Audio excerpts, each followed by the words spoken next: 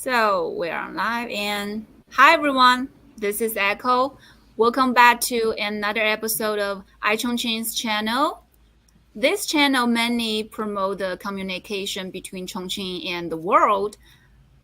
Chongqing is a mega city in southwestern China with over 30 million population and 38 districts. Um, this city's GDP reached 440 billion in 2021, and it has a Liangjiang New Area as the third national development and open zone in China. The other two is in Shanghai and Tianjin. I'm sharing this information because what we are trying to do on this channel is to create a more authentic, indigenous, and multidimensional narrative of Chongqing in China with real experience and insights from individuals with us. So if you want to find out more, please like, share, subscribe to support us, okay? Um, let's see. In this episode today, we are going to talk about China's green transportation. Joining us today are our friend Fernando. His channel is Fromube, and Paul. His channel is called Walkabout Rojo. It's always been a pleasure to invite these brilliant content creators to live stream with me because they've been living in China for years, and I'm really interested in what they are going to share with us today. You know, hmm we know that the world is facing severe challenge of climate change and energy structure imbalance. Many countries and regions are putting effort on the building a greener society, including China. As a developing country, China not only just pledged on the Paris Agreement, made a commitment of peak its carbon dioxide emission before 2030 and reach the net zero emission before 2060. But also, more importantly, and this was quoted from President Xi Jinping, China attaches high importance to addressing climate change is not at others' request, but on China's own initiative. It is what China needs to do to achieve sustainable development at home, as well as to fulfill its due obligation to build a community with a shared future for mankind. So today, what we are going to discuss are some real examples about how this country is implementing policies to promote the green transportation and how people will benefit from them. Therefore, we can further expect what to improve in this field of China because we believe this topic is deeply related to everyone's life, and China's action does in fact how we shape our world more sustainable. So I'm now wanted to ask our guest Fernando at first and to hmm introduce your situation right now and what specific example are you going to share with us because we know you are on an amazing van trip, on the road and heading to Anhui province in China these days. So tell us a little bit more about where you are and Well, first of all, thank you, Aiko and Ching, for inviting me to join this discussion. It's a pleasure to join you and Paul once again. I would like to start by first saying Happy Mother's Day to all the mothers out there. yeah. Today is Mother's Day here in China. We're a little bit ahead of time with some parts of the world, but happy Mother's Day to everybody. And well, we're talking about the environment, about Mother Earth. So again, I think it's fitting. Let me tell you a little bit about what you see behind me. What you see behind me is a highway filling station or service station. Mm-hmm. The reason why I'm here is because for the next 2 years, I'm going to be traveling around China, creating content about different cultural things, and I'm doing it in an RV. But this RV is being towed by my electric vehicle. So Wow. it's um it's quite fitting to what we're talking about today because traveling around China with an electric vehicle um, will put some challenges and puts the network of charging stations and swapping stations and all these to the test. I have some experience in 2021.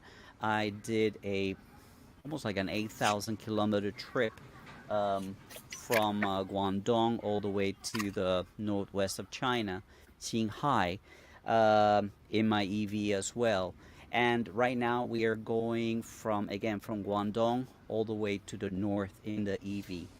So basically, we are relying on the charging stations along the highways and It- some swapping stations or charging stations in different cities where we stop. Okay, I have a question. So, does this charging station, do you think is the biggest challenge, the charging facilities infrastructure, like the biggest challenge on the road when you are like driving the Um, NAV? for regular people, no. If you have a regular EV car and you're on the highway, there's a charging station every 50 kilometers, every 80 kilometers. Now, for us, it's a little bit different because our car has a battery, a 100 kilowatt battery that gives us standard range of about 600 kilometers. But we are Oh, towing a 1.5 ton trailer, so that reduces our range almost in half. So oh, instead of those 600 kilometers, we get to drive only 300. So when we are not on the highway, our anxiety is a little bit like ooh. But once we're on the highway, is very safe. So this is why we prefer to. Our way of traveling right now is we move from one RV camp to another, and we do that going on the highways.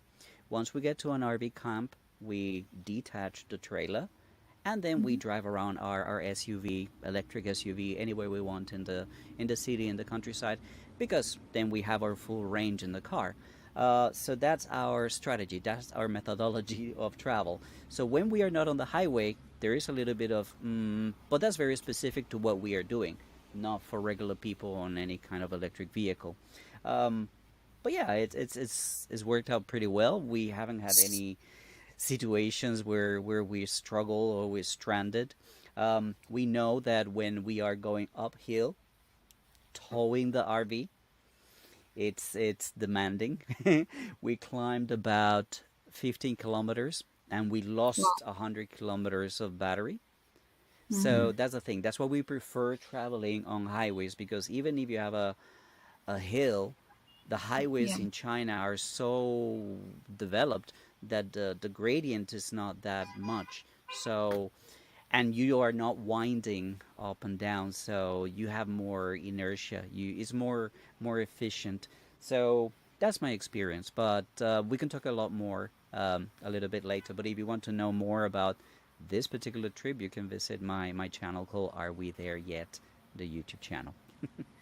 Yeah, Fernando has two channels. Not only in this one, the other one, Are We There? Yeah, is always really Hmm. fantastic with his road trip experience. And let me show you guys some picture that he just sent it to us. You know, this Hmm. one. Yeah, he is This is live where we are streaming. right now. Yeah, you know, see that an EV is pulling his trailer, right? Mm-hmm. So it's Yep. really amazing. So they Mm. in China, which city has the most, you know, the camping, you know, the EV camping station, like you mentioned. Well, what I have learned, because I've only been doing it since January, is that the north of China and the northwest of China, they're a lot more into RVing Mm-hmm. and camping, and there's a lot more infrastructure because there's winter over there. There's a Oh, snow, so during winter, people like to travel down and enjoy their time in a warmer place. Um, in the south where we live is not that developed. We struggle a little bit. For example, today the next RV camp is about 1,000 kilometers, so it's gonna Mm. take us about 2 or 3 days to get there. So we need to spend the night in a service station. But a service station, as you just saw in that picture, I can charge my car, it's got no problem, and I sleep on the trailer, and that's it. So it's all very simple. The only thing that's a challenge is um, water. So we have a big Mhm. enough water that lasts us for 3 or 4 days, and that's how we can mm, make these long journeys. But once we hit the north, There's RV parks and camping places all over the place. The one that we're going to right now in Anhui is really really special because it's a service station, and it's kind of like a competition between different service stations. They become tourist destinations. Ah, There's one that has like the ceiling is painted like the sky, like in oh, Macau, in the oh, Venetian. There's waterways. There's futuristic. I mean, I've been going from service station to service station for the last few months, and it's really interesting to experience them. And it's it's very very unique. This way of traveling, but yeah, in terms of the infrastructure, we are seeing that it's totally possible to do it, totally feasible. The western side of China is a little bit less developed, but I just received information from my car manufacturer, from my brand, that they're developing um, swapping stations and charging stations all the way yeah, to Tibet, yeah, which yeah, is Hmm. pretty interesting, pretty cool. yeah. So it's it's growing, it's developing, and it's the future. I mean, China is really pushing forward for this, and we get to enjoy it. Thank you, Fernando. Mm-hmm. You talk about the battery swapping. I just did a swapping station live stream last month in Chongqing, Mm-hmm. and as far as I know, we have applied those battery swapping station swapping vehicles in Chongqing more and more. I Mm-hmm. would say, and so I'm gonna show you guys some videos about it. About I think those swapping process is really fast. It only takes 1 minute. Yeah. And Yeah. we are going to introduce our another guest for all of us, Paul, today. What are you going to talk with us, share with us, Paul? And we know I've watched your video. I've watched your video with the new vehicle, the new electric vehicle. It's really awesome. We watched you when camping with it, driving Uh-huh. on the street with it, and are you going to talk with us about the electric vehicle, because we can tell from your content that you are truly an electric vehicle lover, right? Well, let me clarify that. If you watch It's the high. if you watch the vehicle, it's not quite 100% electrical vehicle. But what I am a fan of is learning about the varieties, the different approaches to electric vehicles that China is taking on. It's not Mm, just pure electric. There's plug-in electric. There's the plug-in hybrids. Fred. Yeah, and then of course with like Fernando's, you have the battery swap technology, which is actually growing a lot faster than I anticipated it would. So to be witness to this in China is really a privilege and a treat because I'm from America. In America, it's either pure power gas or diesel or pure electric with the Teslas. Whereas I see in China, there's a lot of different things being developed, a lot of new ideas being tried and developed in the marketplace itself. And that's really exciting to watch it mature and to see which one actually will, I don't want to say dominate the marketplace, but will become more the norm. And with the one that I drove was the Lixiang, and it's a plug-in hybrid vehicle. It's an electric car with a range extender on it, and that you can charge it. It'll give you about I think it's like 100 kilometers of range, which is perfect for day-to-day driving. And I did that just going about my life. But when you're out on the road trip or something like that, and you come across a service station like Fernando is in, there are typically at least four chargers there. And you can get in, you can charge it for an hour or so, walk around and have a little break from your drive. But if you're on a long road trip during a holiday, you're going to be waiting a little bit longer, I'm sure. So it's nice to have an option to where you can just go to the filling station, fill up, and the combined electric with traditional gas will give you about 1,000 kilometer range. And it really Oh, eliminates the range anxiety that a lot of people, especially early adopters of electric cars, have. And that's one of the benefits that I saw within the Li Xiang and why I gave it such high praise as opposed to a Tesla or a pure electric car like a Xiaopeng or something like that. So I wanted to clarify that I am on record saying that I'm not 100% sold on 100% electric yet in this current market, simply because the infrastructure is to support it is still being built. As Fernando, you said, it's still being built. And Yeah. for an average guy like me, I'm just a regular Joe who want to enjoy my life and use a car as a tool to do that. I find that the plug-in hybrid model is best for my lifestyle. That doesn't mean it's best for everyone's lifestyle, but I love the variety of choices there are in China, that you can pick the model that best suits you. It's not pure gas or pure electric, it's everything in between. And I think that's a very special thing. And we are all privileged to see it work out and play out right now. This is a very exciting time in the auto market, as well as into the near future. So I just wanted to clarify that on my channel. Okay. And just so you guys know, I actually drive a 10-year-old Havel gas powered 5-speed manual car, and I love it to death. But man, I think if I could have any car, I would choose that Li Xiang. They're fantastic vehicles. There's a lot of amazing things. And by the way, the new Neos that came with the ET7, I got to go for a ride in that. I didn't get to Wow. drive it, but I got to go for a ride on it. Man, there's exciting I things happening in this market. I have to perhaps mention something about these swapping stations, because the model that was developed here in China is very Mm-hmm. different from many other countries.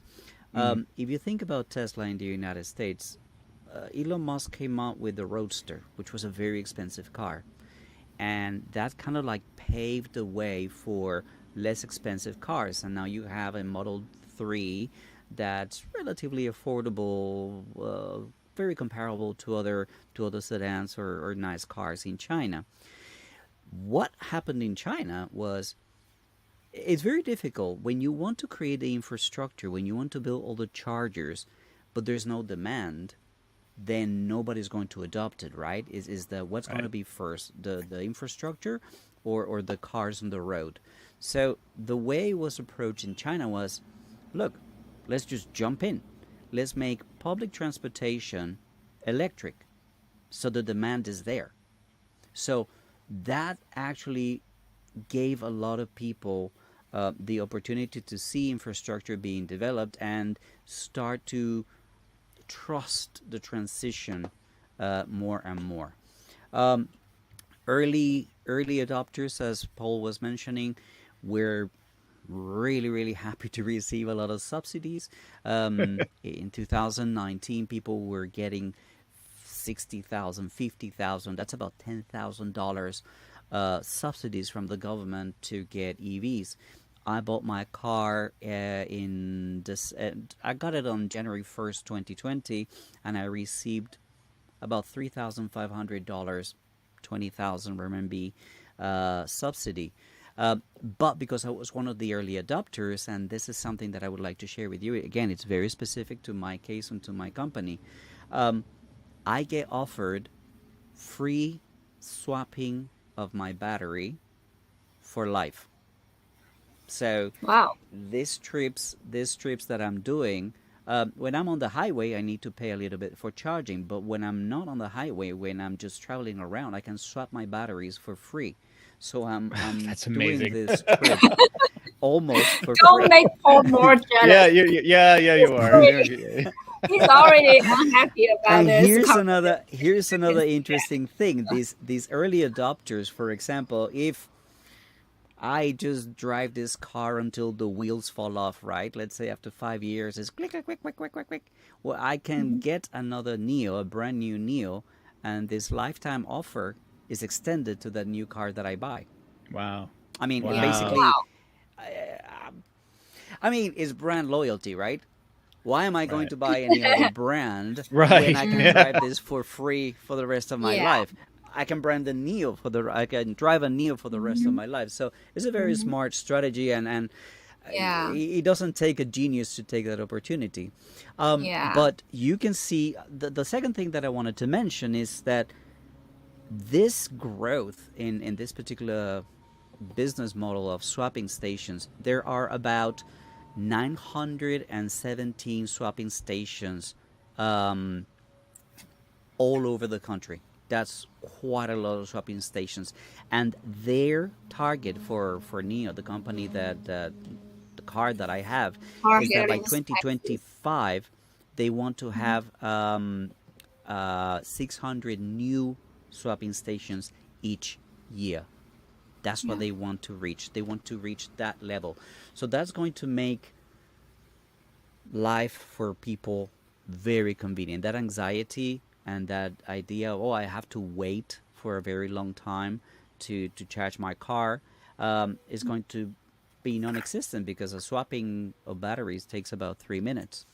It's Yeah. interesting that Tesla actually wanted to started developing this swapping of battery business model, Mm-hmm. but the idea was dropped, Yeah. and they went with the superchargers in America and all over the world, superchargers. But Neo took that idea, and right now they're going for it, and Mm. I'm very very happy to will be able to enjoy driving around the country for free. Yeah, again, I think it remains to be seen which model will actually be, I don't want to say dominant, but actually will be more commonplace in the future. And Neo Mm-hmm. has been investing a lot of capital into this idea. And I think when you have other car companies license this idea, and it's not just the Neo cars, but you can have a Chang'an or a, you know, a Geely can BYD. also, yeah, BYD, and so charge battery swapping stations will become ubiquitous across the different brands.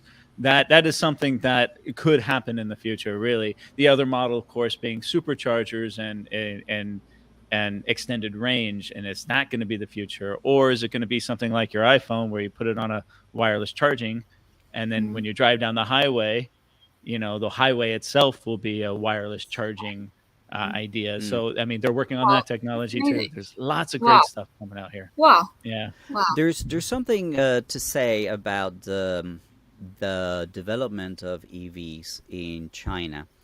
Um, I'm not 100% sure. My memory, I'm getting old, but I think that from 2025 there will be no more ICE manufactured in China. It's something like that. I don't know if it's 2025, 2030, but there is already a date in which no more internal combustion engine vehicles will be manufactured in China. Different. The Like answer there's a is date.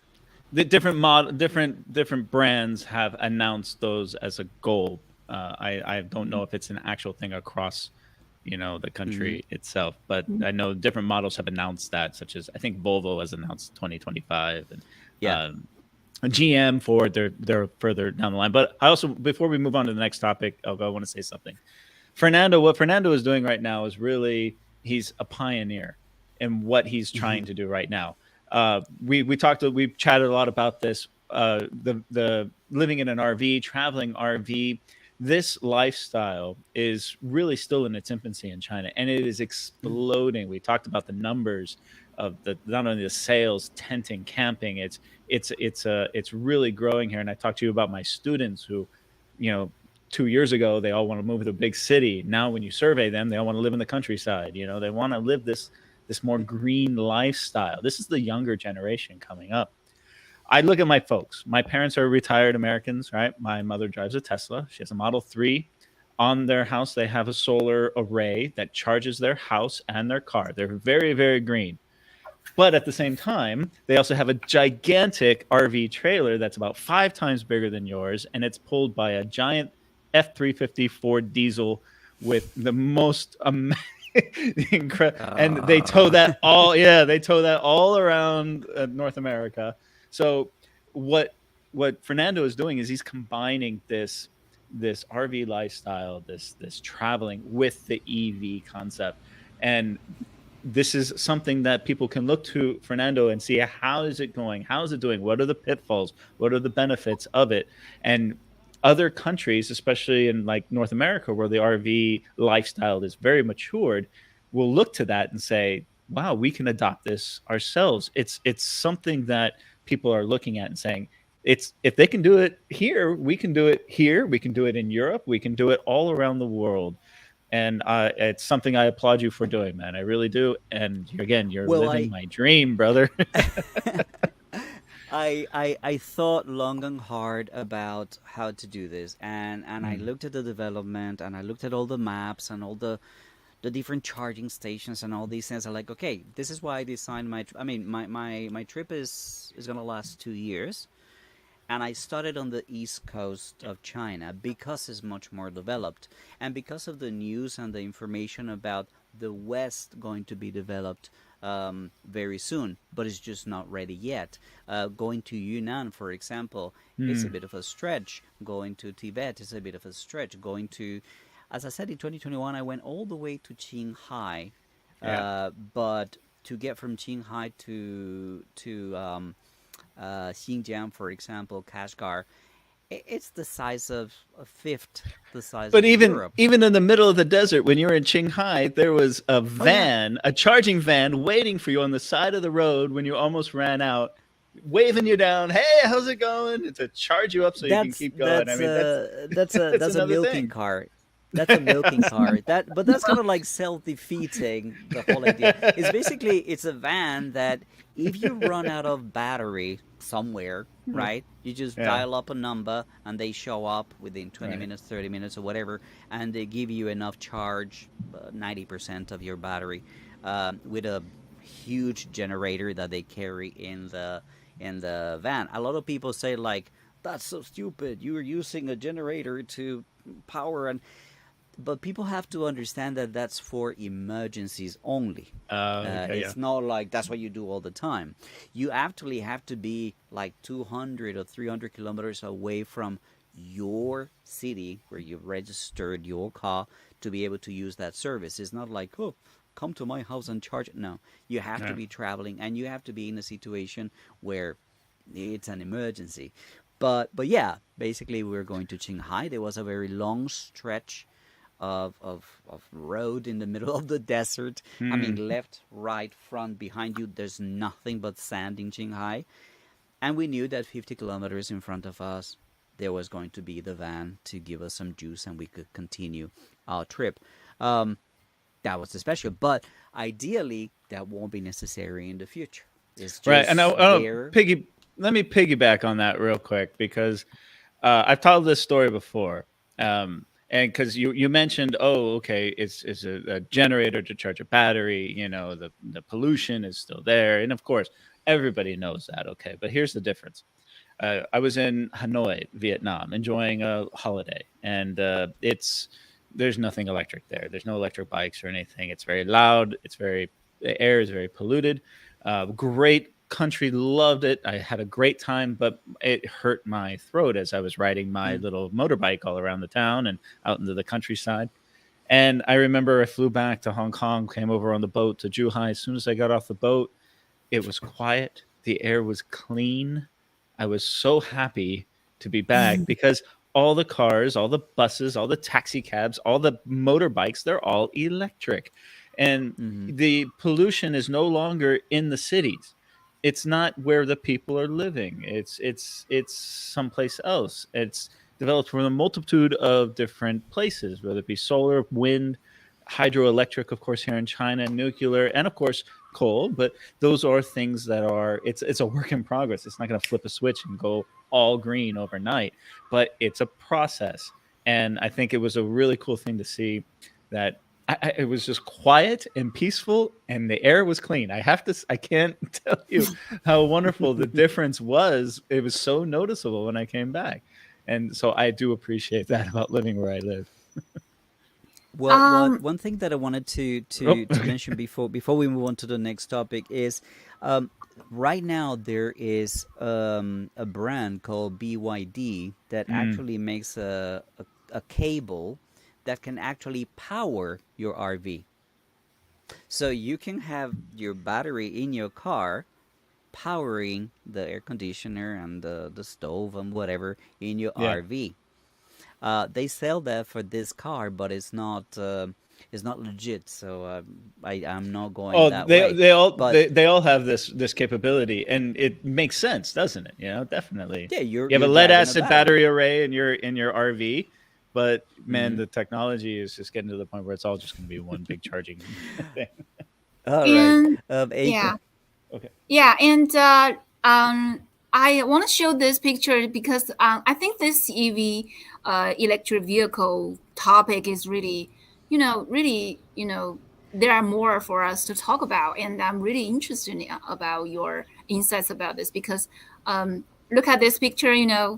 This one is charging slowly, right? You are going to charge this No, for no, no. a This is a night, fast charger. This is a fast fast charger. charger. Mm-hmm. Fast Okay. chargers. This is the what is called the state grid. It costs Oh. about 1.2 RMB per kilowatt. So a Oh. full charge from 0 to 100 would cost me about 120 RMB more or less, which is Mm. Yeah. really nothing for That. 600 kilometers. 120 Mm-hmm. RMB is what, like $20 more or less. Mm. Um, Mhm. and How long would it take? it charges about 35 minutes from 0 to 35. 100, about 35 minutes.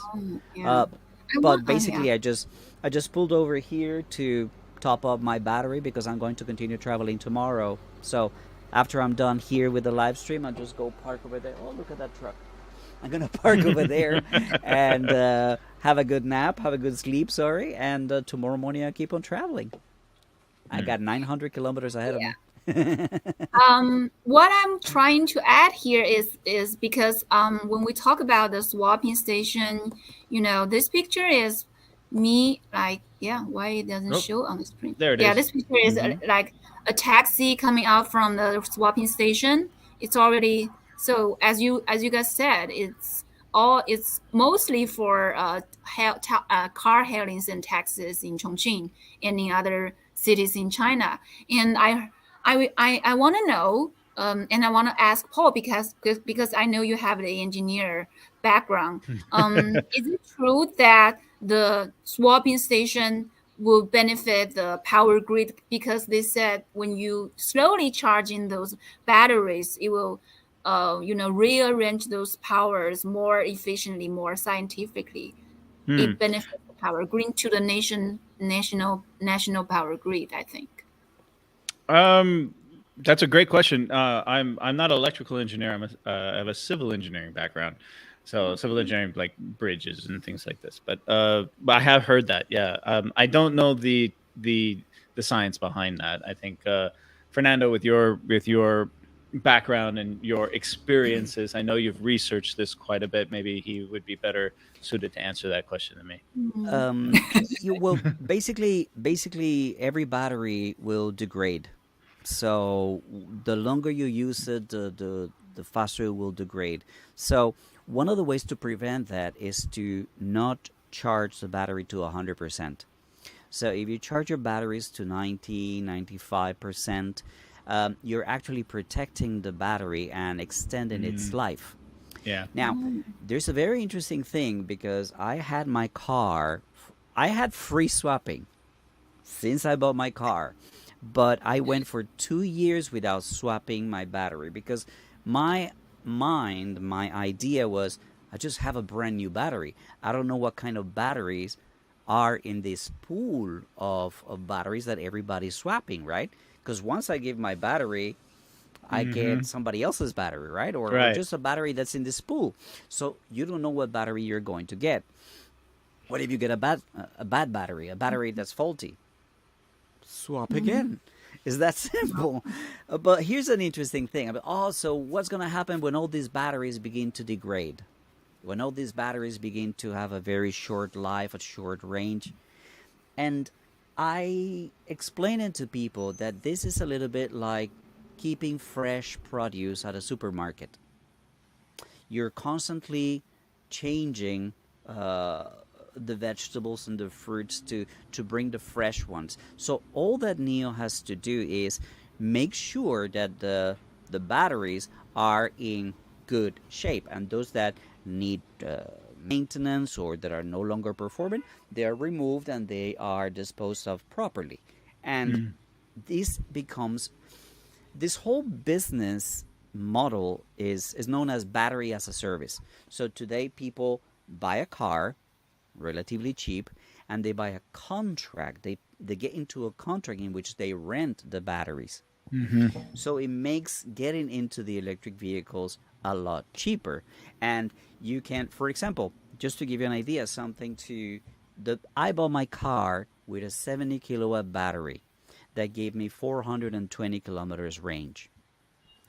Because of this trip, I felt that's not going to work. Well, NIO has an option. They said like, oh, you can upgrade to a 100 kilowatt battery that gives you 600 and something kilometers, and you can rent it for a year. So I paid $1,200 to rent a longer range battery for a year. So you know what I mean. If I need, for example, if I'm going to travel from Guangdong to Beijing, I could just swap 100 kilowatt batteries all the way to Beijing, and once I get to my destination, go back to my original 70 kilowatt battery. So there's so many options for people to solve their needs and to meet their requirements of travel and driving with this swapping of batteries. So the question that Aiko was asking was, this is low charging. Does it protect the batteries? It does. Not only does low charging, but the not fully charging the battery. That's another key thing. So when you get a swap battery, you're getting it about an 85% battery is what you're saying. No, I get 93%. 93. Okay. That's interesting. Yeah. They go for the sweet spot. Yeah. Very good. All right. Yeah, actually, what I was referred to is does it better to using the battery swapping battery? Does it benefit the national power grid, because when you slowly charge it, but when you slowly charge these batteries, you will be the nation or the city, the government, the power station, electric power station, they will arrange the power more efficiently, more scientifically. That's my question. But your answer is also important, because this really just address another issues about the batteries in an EV car. Because I did the live stream of the battery swapping station, I gave some informations about how they are dealing with those batteries, because they are really some really precious metals in the battery. So these batteries will be really recycled.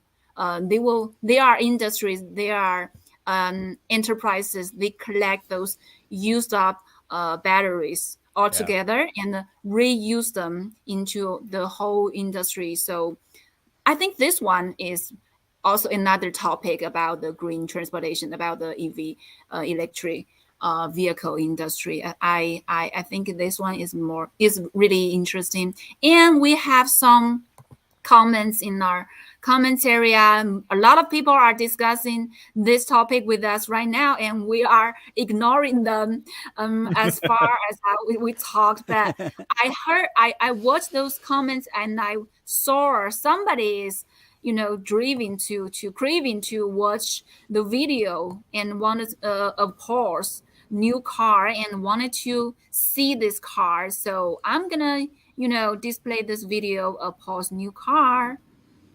Is all this right, I'll talk about it. Oh, no, not that one. That's it. That's not that one. Yeah, that's the other one. Yeah.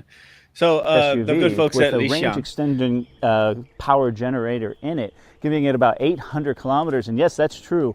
I'm getting about 800 kilometers with a full tank of gas and a full charge battery out of this. It is a truly remarkable piece of engineering and technology, and it is by far one of the best cars I have ever driven, especially at its price point.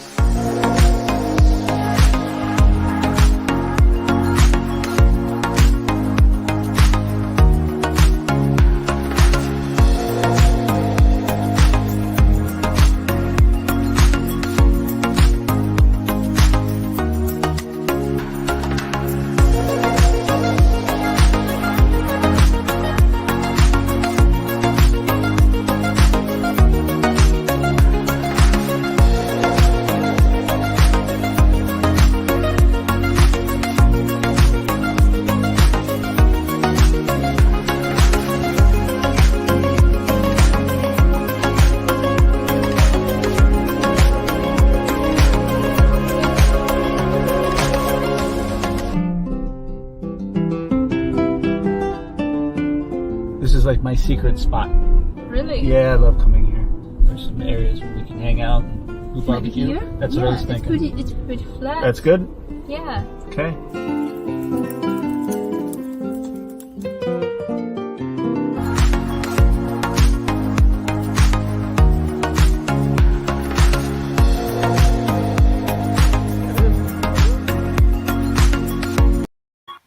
All right. So thank you All for. right. Sorry about that, guys. But So that so nice. video, I just want to explain what happened there. The folks at Lixiang actually reached out to me and asked me. They gave me that car for 2 weeks, and they said, "Hey." They gave no instructions. You know, I don't do sponsored content on my channel. Nobody pays me to do anything. Everything's financed by me. But they gave me this car, and they only instructions were live with it. That was all they told me to do. Was they didn't tell me they wanted videos made or anything. They said, Paul, live with it. Tell us what you think. And I made these videos, and I lived my daily life with this car, going to work, fighting traffic, you know, taking the girlfriend out to dinner, going camping and hiking and everything. And it really opened my eyes to what's happening in this world. So thank you for playing. Sorry, the volume was a little high on that, but if you want, you can watch the whole. It's a 2-part series. It's on Bilibili too, so you can watch it there as well. Okay, since we put you on the the biggest camera, you can starting from your side and starting to share what you are going to share with us today. Okay. Yeah. I'm sorry. As far as the videos go. Oh no, I just I took off the video. The video is not playing. I just said since we put you on the screen, so you probably may want to share with us your examples about the green transportations and starting from you. Okay, yeah. So my channel is called Walkabout. Let's Walkabout Rojo. Rojo is the Spanish for red. I have red hair, so it just happens, but walkabout is a spirit. It comes from the indigenous people in Australia. They would go on walkabout in adolescence, basically go into the woods and discover themselves. And so it's in homage to them and to the spirit of discovery. And during my time here in China, it's all about discovery. And one of the things I've discovered and happy to discover is the automobile industry. And that's what I have been doing. I discover hotels, I discover hiking, and the things that I love to do. And one of the things is the automobile market here in China, which is just, we're really privileged to see what's going on here in China in this day and age. And in fact, I hope to come to Chongqing to the Chongqing Auto Show in 3 weeks. Hope to see you there. Yeah. Oh yeah, Chongqing Auto Show 3 weeks in June, right? Next week. Yeah, it begins at the end of May and bleeds into the first week of June. But I hope to come out and see some of the. Every time I'm trying to get there. I'm a teacher. I'm a university lecturer. So this time in China, it's very difficult to travel as a teacher. You have to get layers of approvals. For safety reasons, so I'm in the process of doing that. So I hope to be out there to see some of the newer products. And Lixiang is going to be out there. Neo's going to be out there with the ET7. Xiaopeng's got some amazing things. They got a new SUV as well. But I'm really excited for the Lixiang L9, which is coming out too. So I have a short question for this panel. Which is the EV that sells the highest number of vehicles in the world? In the world? Mm-hmm. No idea. I want to say the Model 3. Wuling. Nope. Well, the Wuling EV is the Wuling It's EV, the Wuling Mini. EV. Yeah, that's in China. I don't know if that's the world. In China, the best-selling EV is the Wuling Mini, and it is a phenomenally inexpensive, affordable vehicle. And you see them everywhere. There's a cult following with those things, Yes, it is very interesting. They came out with a cabriolet, the convertible one. I saw that. These cars are phenomenal for city living. The range is not very, very long. They have like 200-kilometer range, but it's perfect for for cities where parking is difficult, where you're not going to be going too far. You can charge in parking lots and places like that. And I think that this is going to bring us to to talk about city living, because my experience is just long distance travel, but that's just part of the green transportation. A lot of people um, live in the cities, but they don't have a vehicle. They use, well, local transportation. Now, this is something that you've also worked on, Paul. You make some very interesting content about self-driving um, buses, mini buses Yeah. that are also electric. This is something that is revolutionizing public transportation in China, self-driving vehicles. Every single public transportation in China is electric. Well, I would say Most of it. 90%, Yeah. 90%. And that that is something that is noteworthy, um, because whenever you get in a taxi, whenever you get on a bus, whenever you get, they're all electric. They're all pushing to meet that zero CO2 emissions goal that the government has, and that the world actually needs. Um, but we in preparation we also talked about that, what is the last mile solutions. I don't know if we would like to talk about that, Eiko. Oh, Last mile It's a, Elko, solution is let's. it's Yeah, Elko, I'm very curious about what's going on there in Chongqing. mhm. When you sent the information about this last mile thing, these alley buses, are that what you got to tell us what this is? I don't know what this is, but it sounds very interesting. Yeah, it's one of those, last mile project like Fernando just mentioned in Mm, Chongqing. It is already implementing in Chongqing, and there's a video in this because um, Chongqing is a mountainous city. We talked about this. We mentioned about this a lot. Chongqing has a lot of mountains with those really narrow streets, back streets. It's hard to deliver those travelers and peoples in all corners of the city. So they apply these alley bus systems, and I have a video and you can spot it in Chongqing. There are already 19 lines in the city right now for of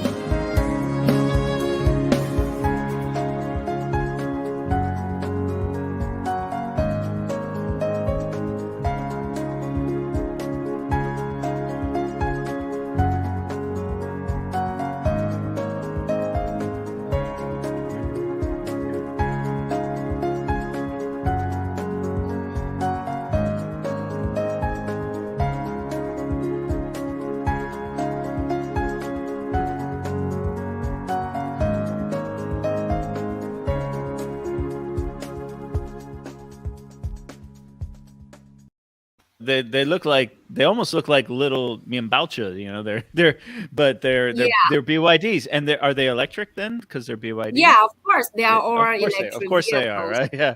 Yeah, So yeah, yeah. And they kind of like connecting the suburban, these residential areas and hospitals and schools and supermarkets and those, living facilities all together, wrapped up all together. So I think this is one of the demonstration project um, in all over the country, I guess, of the last mile project. So, do you have another example or experience to share with us, Fernando? Because this one in Chongqing is already made Chongqing the demonstration city for its achievement. And another thing I want to address is this bus system. In Chongqing's bus system, they already connect with those rail transit network and the road transit network. They are already connected. So I think that's really important. They developed together. That's what we are trying to do right now for the green transportation. And I have some information of this, of this bus lines. in Chongqing, we have like, it is said we have more than 800 bus lines in the central area of Chongqing, and 270 kilometers of bus priority lanes have been set up in this city. I think this is magnificent because in Chongqing, most people we took the rail transit and the bus system for traveling, for working, and get back home. So this is really an important example for me to share with you. So back to you, Fernando, and Hmm. Well, yeah. I think that one thing that we've forgotten to mention, and that is so key to understanding China's push for green transportation, is deliveries. Mm. Every single delivery company uses electric vehicles. So when you buy something online, it is sent to your home in an electric tricycle or in an electric bike. When you order some food, is brought to you in an electric bicycle, in an electric some kind of vehicle. The amount of short distance deliveries, the last point of any kind of delivery system and shipping and distribution, it's all done using electric vehicles in China. It's amazing, and the amount of business that these people move on any given day, it will just blow your mind. So this new demand for services of delivery. Look, when I lived in an apartment up until December, I don't remember the last time I went to a supermarket. Everything was just buy from your phone, and somebody just delivers it to your house. And it's somebody on an e-bike comes and brings it to you. So I think it's important to quantify somehow the effect that these services and that these ways of delivering things have in the reduction of pollution and moving the economy in a greener way. I don't know what you guys think about it. Well, it's the application of it is the real difference. I mean, this technology is not new to anybody or anywhere. It's how it's being used in society every day. Like you said, It's in adopted. delivery, it's Boom. adopted. It's ubiquitous. It's everywhere. And I want to piggyback. You mentioned delivery. I want to mention the electric share bikes. We've talked about Mm. this. They're not in every city, but they've started to make a comeback here in my city, here in Zhongshan. But just wake up and go for a walk, go get a cup of coffee in Guangzhou early in the morning, and you see people going about their day, going, on their way to work, and there are these bike lanes along in the middle of the city, these bike lanes, and just a constant barrage of these shared electric bikes of people going to work. So if you get off the bus, if you live in another suburb of the city, another area, you get off the train, you get on a shared bike, and that takes you the last mile, and those are all electric as well. So it's remarkable the application of these technologies and their use in daily lives, and the marketplace is showing that this not only can be a profitable thing for companies to get involved in, but people love it. They love using these things in their everyday lives. It's a convenience factor. So I want to point that out as well. Yeah. I think that there is an aspect of being cool, the new thing out there. So let's use the electric. Yeah. Well, there is that aspect, but you remember, I mean, I don't know, it was 20 years ago, but they had the little stand up, um, Oh, the little walking, stand up, Scooter. walking the tour. little stand-up Mm, scooters, right? And then everyone wore a yeah. helmet, and Yeah. it was a fantastic technology, amazing idea. And they were saying this is going to change our society. And in America, everyone said, "Oh, they look like nerds," and it killed the entire industry. I can't remember the name of the.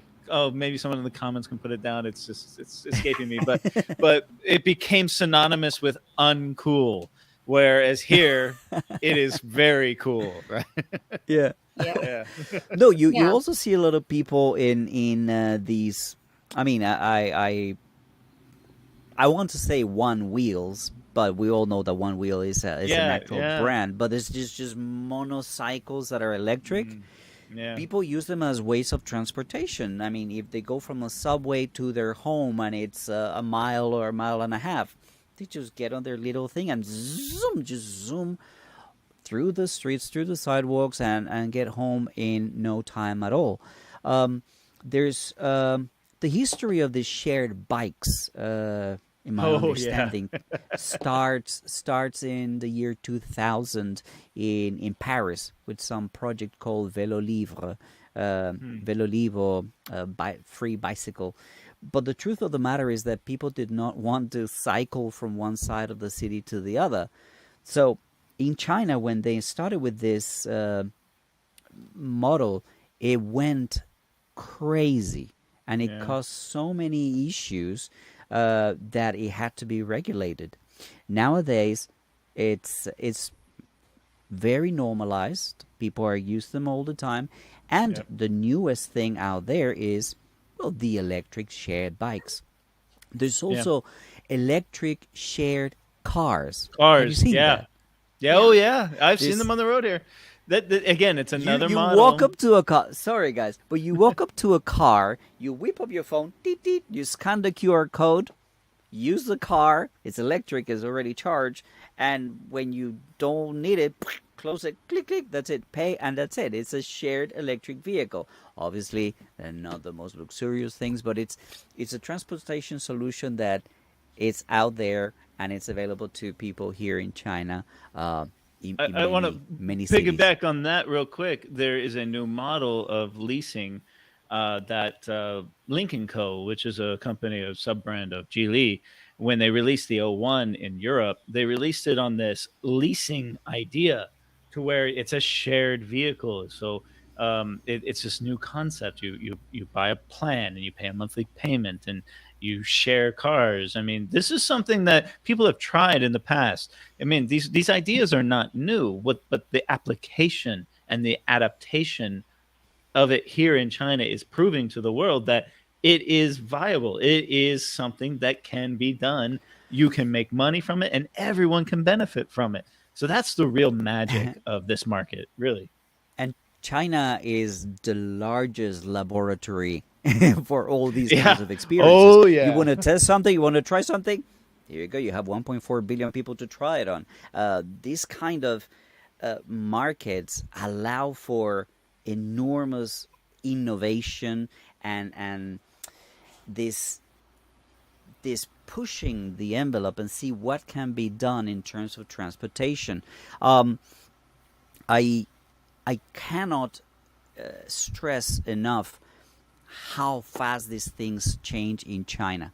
From one year to the next, there's something completely new that's revolutionizing and that's has everybody talking about it and everybody's using it, everybody's on it. It's constant innovation, which, well, it is what makes it very exciting, and so that's why I actually added the adjective of cool. You want to be using the latest thing. You want to be on the latest iteration of uh, electric transportation or green transportation. 100% agree with you, man. 100% agree with you, dude. Yeah. And I want to address something on that because you guys talking about the bicycle, share bicycle, and the electric bicycle, and in most cities in China, like Chengdu, like Sichuan, like those city in the northwest side of China, they have this really flat areas for electric vehicles or electric bikes, and but in Chongqing the really special mountainous topography makes us harder to ride a bicycle or Yeah. motorcycle, Mm. but we have more trails. We build more trails in Chongqing. Actually, this the government is putting effort on building over 60 main trails, walking trails for citizens to walk on it, to jog on it, to ride a bicycle on it. And this is like one of the examples that I wanted to share with you guys because I think those improvement, those development that you guys mentioned about those shared, no matter it's shared electric vehicles or shared electric bicycle or bicycles, they required the facilities, required infrastructure, and that's what this city is implementing, is trying to do. This is one of those cliff trail in Chongqing that won the Driven Design Paris Design Award in 2021. It was built on a cliff, and I saw some, disabled people who, use their wheelchair on it, and it's really comfortable, really convenient for them, and that really changed and really improved their living quality in the surrounding areas. And this one is really amazing because why am I want to mention this is because this project from my perspective is really magnificent because Chongqing was and it is an industrial city, so the green transportation development comes with the whole city renewable strategy, not only just take the shift the fuel consumption, the fuel vehicle into the new energy vehicle, but also it's really an ecology development for citizens here to encourage citizens to have a more healthy way of lifestyle. Mm. Let's see those I video. I made a video not too long ago on my channel. Are we there yet? When I talked about Xiamen, the island of Xiamen, and Mhm. it's an island that's very peculiar because there are dozens and dozens, like 88 different mountains in that island, and well, there's transportation for vehicles that's absolutely phenomenal. There's more than 60 something tunnels, so transportation by car, it's very easy and very simple. But when you have such a mountainous terrain, and you have so many overpasses and so many elevated ways for cars, it becomes very difficult for people to move on foot, to Yeah. actually cross a whole bunch of flyovers and things like that. So what they built over there in 2020 was something called the Sea to Mountain Trail in, Oh, yeah. in Xiamen, in Fujian province. And it's absolutely phenomenal. And it's 23 kilometers long. It connects, as the word says, three bodies of water. It goes from one side of the island to the other, and it goes through different mountains, different forests, different neighborhoods. It's extremely interesting for me to see.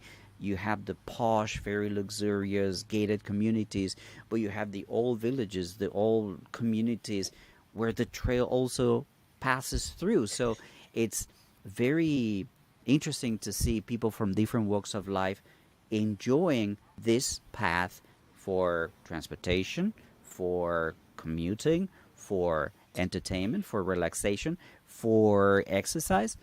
It was absolutely mind blowing to me that they had done this. Fast forward 1 week, and I get to Fuzhou, and in Fuzhou they have another one. They have something very similar because again, Fuzhou also has a lot of mountains. So we see that the efforts to bring not only recreation but ease of transportation for everybody, whether you have a car, a bike, an e-bike, or you're just walking.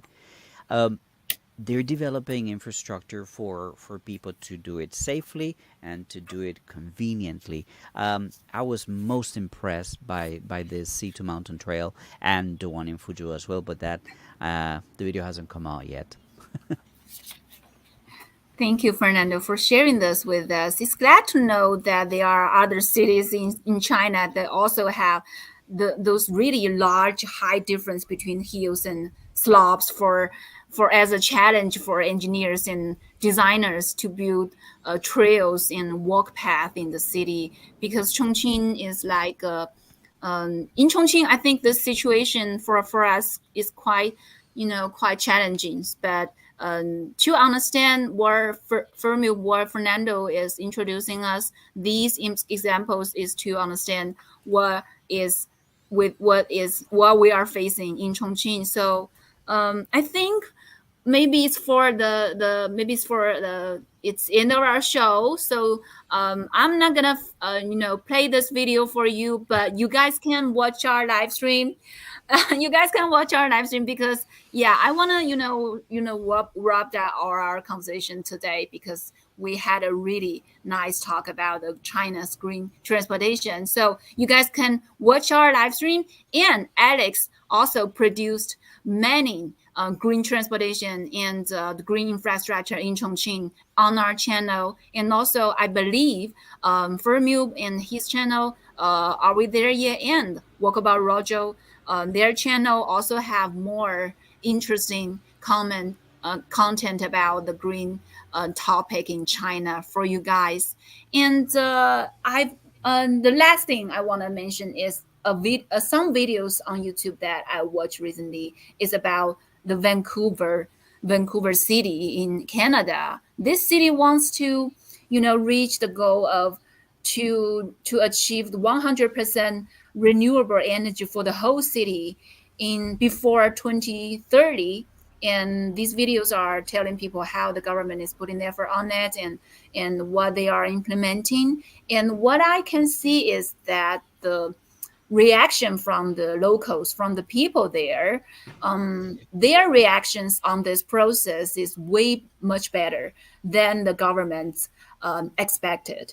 And I think that's really important because we can see that how important to arouse people's awareness of to be involved in this process, to be involved as an individual into this green transportation process. So that's what we are interested in, what we are excited about. Fernando's live on the van and EV van, and also what Paul is doing for his content, for his channel, and for explaining us how important this EV future, electric future, green transportation future for all of us.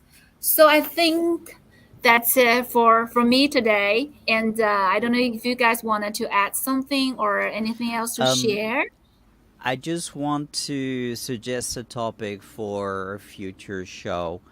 We've been Mm-hmm. talking about EVs, electric vehicles. We should address how all this electricity is being generated in the country because Yeah. those are projects that extremely interesting, extremely innovative, very important, all kinds of technologies. That's a video in itself. So Yeah. maybe stay tuned for something like that might be coming up next. And once more, happy Mother's Day to every one of you out there, mothers watching. Wow, looking I, forward. I want to say the same thing to my mother. I will call you right after this live stream and wish you a happy Mother's Day. Because in America, they're just waking up right now. So Yeah. it's been years since I've been home to see my mother. So I just want to give a very, very special happy Mother's Day to a wonderful woman. And you're right, 1 hour is not enough to tackle this in gigantic topic, and you can break it up.